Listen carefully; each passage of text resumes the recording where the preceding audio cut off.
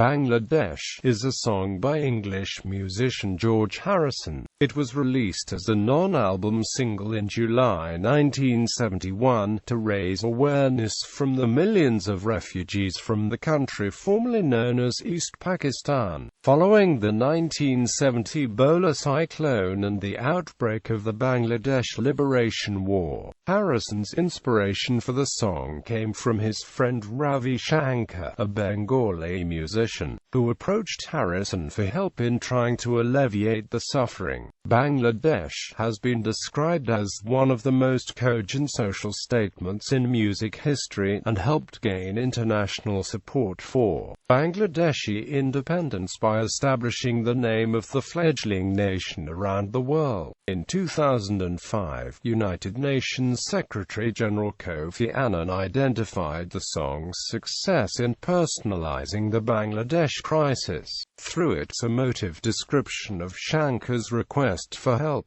Bangladesh appeared at the height of Harrison's popularity as a solo artist. Following the breakup of the Beatles and the acclaim afforded his 1970 triple album All Things Must Pass, it was pop music's first charity single, and its release took place 3 days before the Harrison-sponsored concert for Bangladesh shows at New York's Madison Square Garden. The single became a top 10 hit in the United Kingdom and elsewhere in Europe, and peaked at number 23 on America's Billboard Hot 100.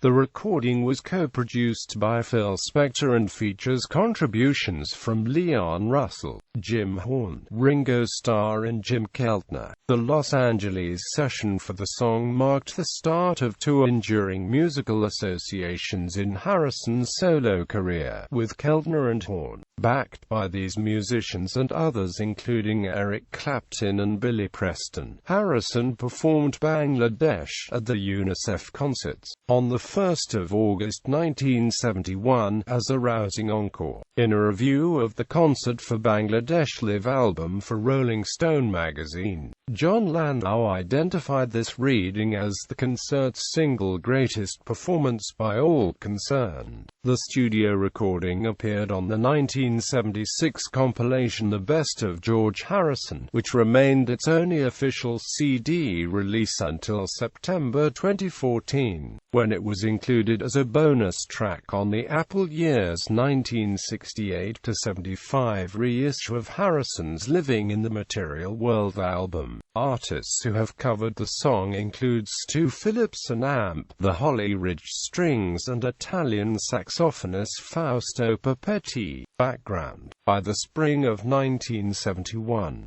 George Harrison had established himself as the most successful ex-Beatle during the former band members' first year as solo artists. In the words of biographer Elliot Huntley, he couldn't have got any more popular in the eyes of the public. Just as importantly, writes Peter Levezzoli, author of The Dawn of Indian Music in the West, Harrison had amassed such goodwill in the music community during that time. Rather than looking to immediately follow up his All Things Must Pass triple album, he had spent the months since recording ended in October 1970 repaying favors to the friends and musicians who had helped make the album such a success. These included co-producer Phil Spector, whose wife Ronnie Spector, Harrison supplied with songs for a proposed solo album on Apple Records, Ringo Starr, whose It Don't Come Easy single he produced and prepared for release. Following the original session for the song in March 1970, Bobby Whitlock,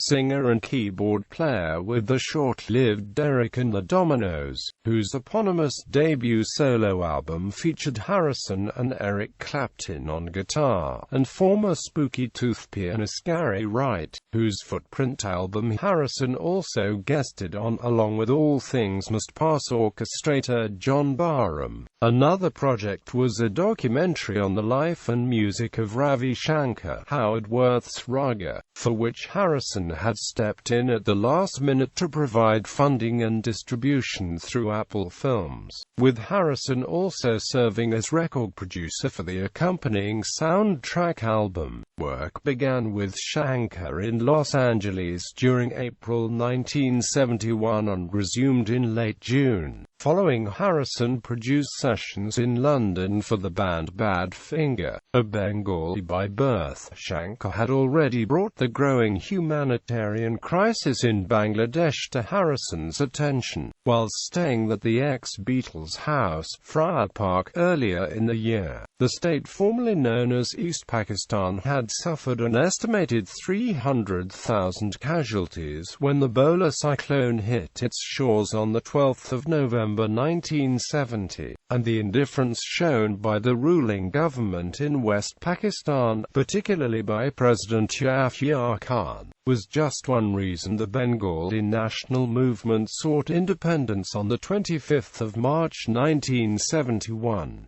This declaration resulted in an immediate military crackdown by Khan's troops, and 3 days later the Bangladesh Liberation War began. By the 13th of June, details of the systematic massacre of citizens were beginning to emerge internationally via the publication in London's Sunday Times of an article by Anthony Mascarenhas, along with the torrential rains and intensive flooding that were threatening the passage of millions of refugees into northeastern India. This news galvanized Shankar into approaching Harrison for help in trying to alleviate the suffering. "I was in a very sad mood, having read all this news," Shankar later told Rolling Stone magazine, "and I said, George, this is the situation. I know it doesn't concern you. I know you can't possibly identify."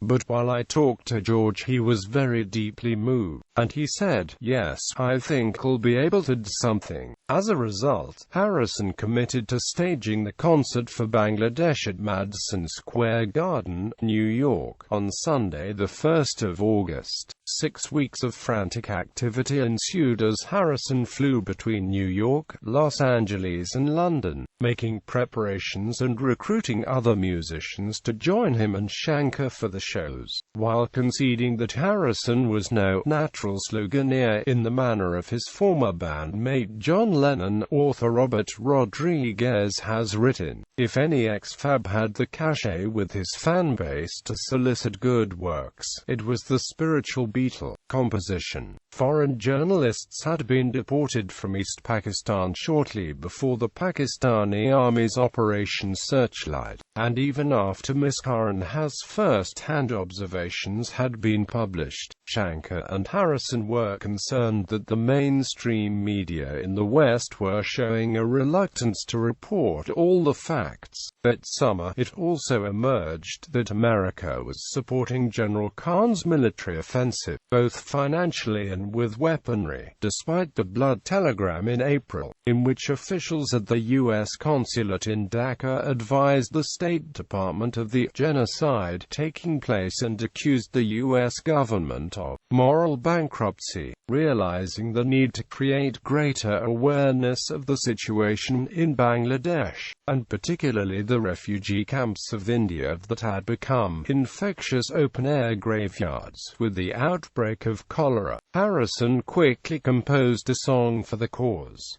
Bangladesh was written in 10 minutes at the piano, he would later recall. The title translates as Bengal Nation, and the fact that Harrison spelt it as 2 words is indicative of how little the new country name had been acknowledged by the Western media at this time. As with the concerts, Harrison made a point of steering clear of the politics behind the problem, his lyrics focusing instead on the human perspective. At the suggestion of Leon Russell, who had participated in the recent Ronnie Spector and Badfinger sessions, Harrison began the song with a brief verse outlining his own introduction to the Bangladesh crisis. "My friend came to me with sadness in his eyes, told me that he wanted help before his country dies. Although I couldn't feel the pain, I knew I had to try. Now I'm asking all of you to help us save some lives." These lines refer to Shankar's request for help, and deference to the Shankar context. Musical biographer Simon Lang suggests Harrison set the opening verse as a rock version of Indian music's tradition and a lap of slow introductory statement of the main ideas. Lyrically, the remainder of the song concentrates on the uncompromising message, "We've got to relieve Bangladesh,"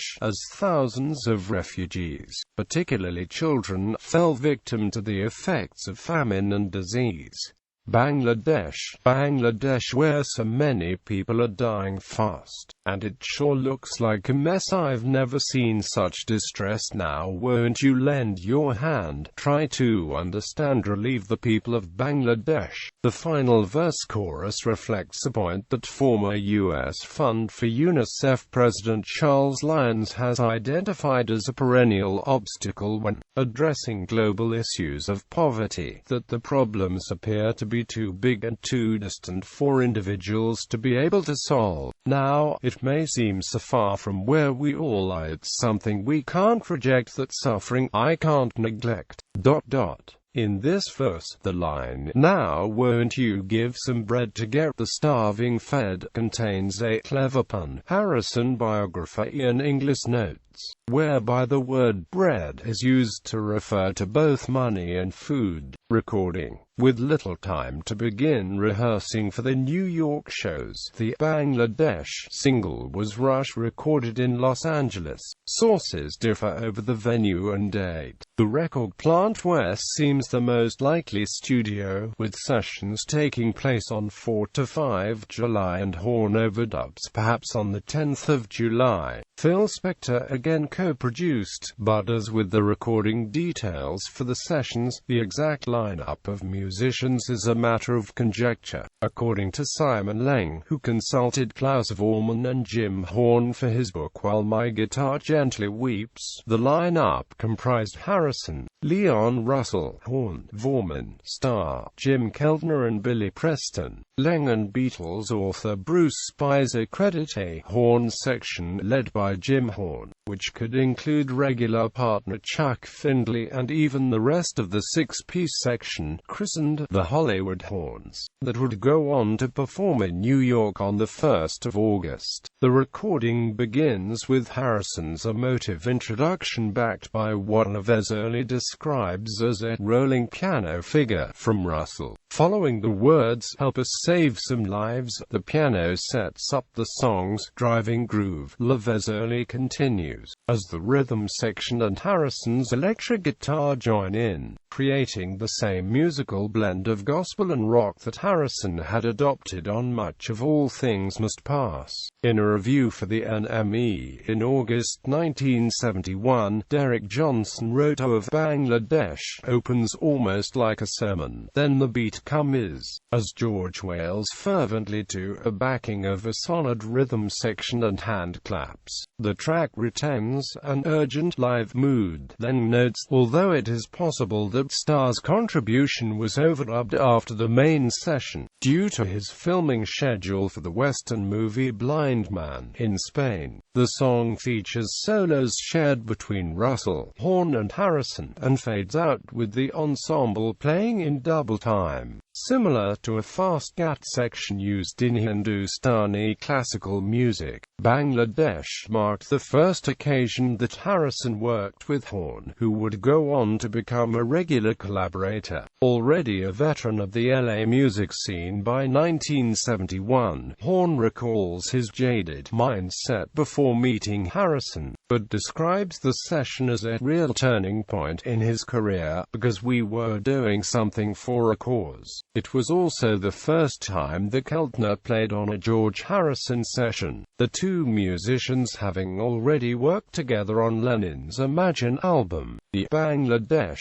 session was the beginning of a lifelong friendship, with the pair remaining as brothers, Keltner has said, until Harrison's death in 2001. together with Clapton, Preston, Bob Dylan and the group Badfinger. All these musicians joined Harrison and Shankar on stage at Madison Square Garden. Ravi Shankar cut a benefit disc of his own at this time. The Harrison-produced Joy Bangla EP. The A-side featured two vocal compositions sung in Bengali, the title track and O Bhagawan, while on the reverse was a 6-minute recital of Raga Mishra Jinjati, featuring Shankar, Sarod Master Ali Akbar Khan, and Shankar's regular tabla player Ala Raka. Release. At Harrison's urging, Capitol Records, Apple's distributor in the United States, set all 4 of its manufacturing plants to producing copies of the Bangladesh single. One-sided, white-label promo discs were also rushed through to ensure immediate radio play for the song. For the U.S. picture sleeve, designer Tom Wilkes chose a suitably topical image, incorporating headlines and text from New York Times articles about the Bangladesh crisis.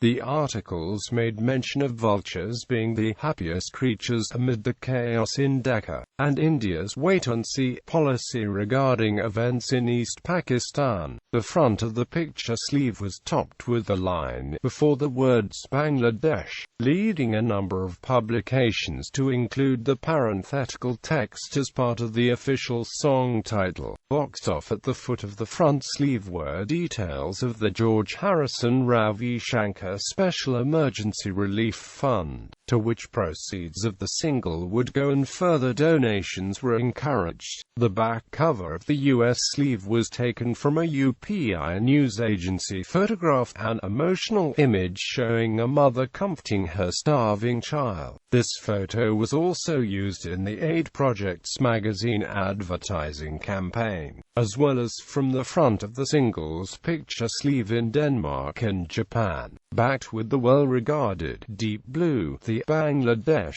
single was issued on the 28th of July 1971 in the United States, with a UK release following 2 days later. It peaked at number 10 on Britain's National Singles Chart and number 23 on the Billboard Hot 100 in America. The other US chart compilers, Cashbox and Record World, placed the single at number 20 and number 13, respectively. Bangladesh attracted sustained airplay in the days leading up to the concerts, and lent the relief project an authentic social and political significance.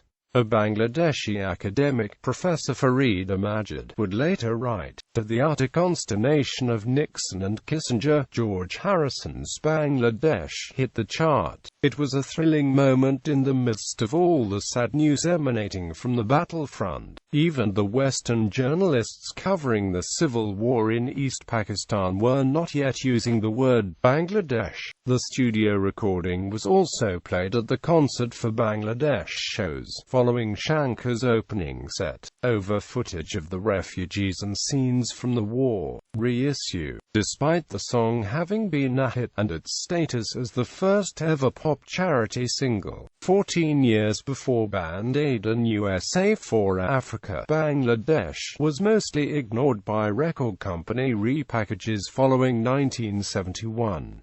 Over a period of 43 years, the studio version received an album release only on the 1976 compilation The Best of George Harrison, which was issued on CD in 1987. The song has since been included as a bonus track, remixed by Paul Hicks, on the 2014 reissue of Harrison's Living in the Material World album, part of the 8-disc Apple Years 1968-75 box set. Reception and legacy. On release, Billboard magazine described Bangladesh as a musical appeal to help our fellow man that should find immediate and heavy chart action. In his contemporary review for the NME, Derek Johnson considered the song to be as strong melodically as My Sweet Lord. but still nagging and insistent, and added, "One can immediately detect the despair and pity in voice as he sings of the appalling plight of the East Pakistanis.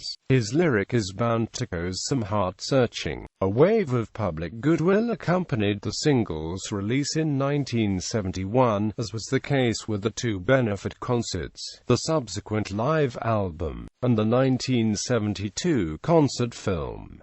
Simon Leng has identified genuine friendship as being key to the success of Harrison and Shankar's Relief project. The friendship between the two of them that saw the ex-Beatle become involved, and the friendships Harrison had cultivated with Dylan, Clapton and Starr that ensured the participation. Leng notes that the opening lyrics to Bangladesh could equally have applied to Harrison's efforts to enlist the reluctant Dylan and heroin sidelined Clapton. In his concert review for The Village Voice, Don Hegman described Bangladesh as a song which expresses far better than words what kind of man Harrison is. Hegman went on to compare Harrison's philanthropy with the activities of two of his former bandmates, saying, "I have no quarrel with John Lennon's endless clattering around inside his psyche, or Paul McCartney's search for sweetness and light. But at the moment I have to have stronger feelings about George Harrison's active efforts to do something about the misery in the world around him." How surprising that the most introspective of the Beatles should be the one who, in the long run, takes the most effective actions. Away from its context as a song designed purely to bring attention to the Bengalis goes, as Harrison himself described it, Bangladesh has often been viewed by commentators as a rushed and underwhelming composition.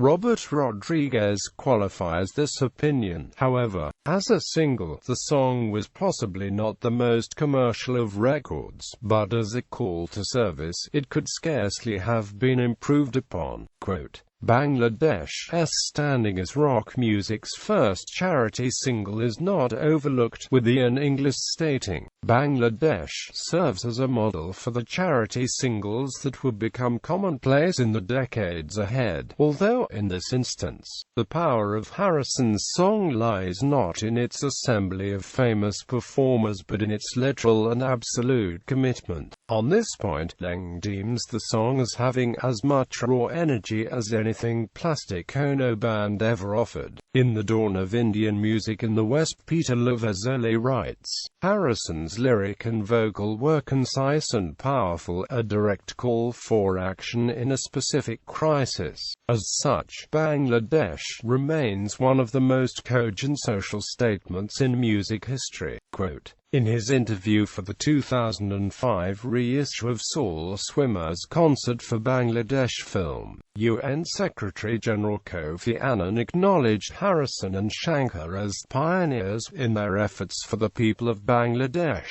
and credited the song's opening verse for personalizing the crisis by showing the man behind the music. 33 years before this, on the 5th of June 1972, UNICEF officially recognized Harrison and Shankar with its annual Child is the Father of the Man award. In 2004, Bangladesh was played during the final episode of the BBC television series Himalaya with Michael Palin, in which Palin travels south from Bhutan to Bay of Bengal and reflects on Bangladesh's struggle for independence. Writing for Blender magazine in April that year, Paul Dunoyer described the song as a fine 1971 single. In the 2005 Beatles solo edition of NME Originals, Adrian Thrills rated Bangladesh second among Harrison's 10 solo gems, referring to it as a jazz blues rock shuffle that set the template for Band A. Writing in the Cambridge Companion companion to the Beatles in 2009, Michael Frontani said that with his Bangladesh relief effort, Harrison pioneered the whole idea of the charity album and single, as well as of the rock concert fundraiser, while bemoaning the song's omission from the 2009 Harrison compilation Let It Roll. John Cummings of popdues.com described Bangladesh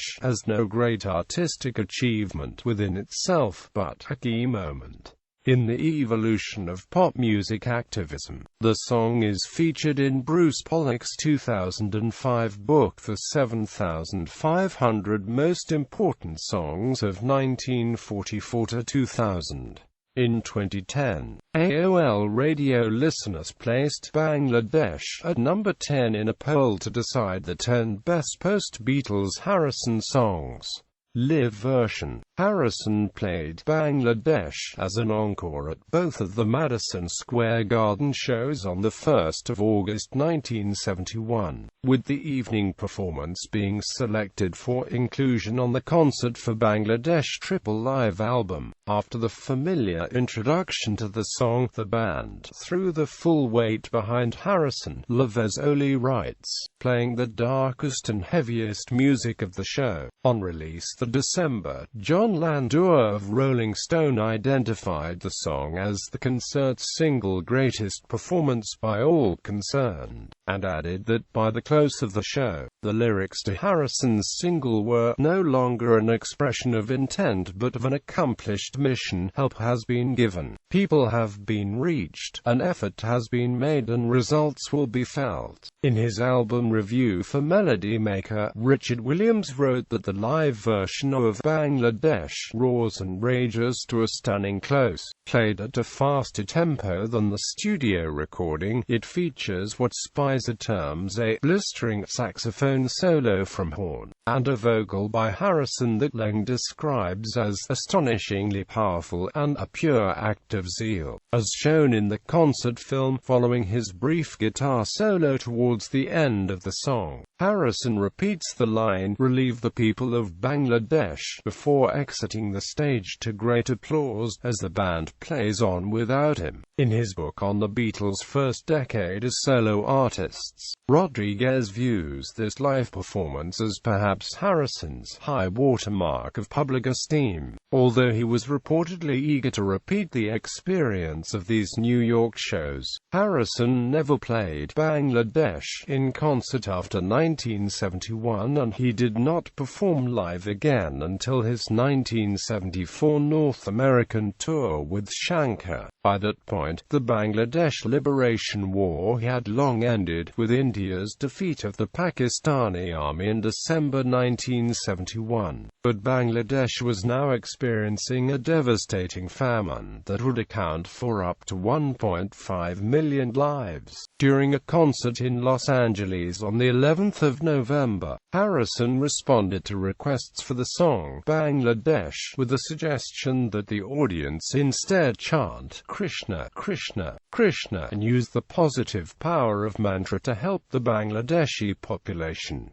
Cover versions. Harrison biographer Alan Clayson has written of the triumph of the Bangladesh concerts, leading to a host of imitators and tribute acts replicating the show's program, among which was a French band's cover version of Bangladesh. Another example was the Tribe's Bangladesh, a full album of highlights from the concerts, including Harrison's Bangladesh, My Sweet Lord, and Here Comes the Sun. The previous year, Stu Phillips and Amp, the Holly Ridge Strings released an easy-listening version of Bangladesh on the Beatles' tribute album The George, John, Paul and Amp Ringo Songbook. Another 1971 cover version, re-released in 2002 on the compilation When There Was Fab, a tribute to the solo Beatles, was recorded by the Top of the Poppers. Following Jim Horn's prominent contribution to the original Harrison recording, Italian saxophonist Fausto Papetti recorded the song for his 1972 album 14 A Raccolta.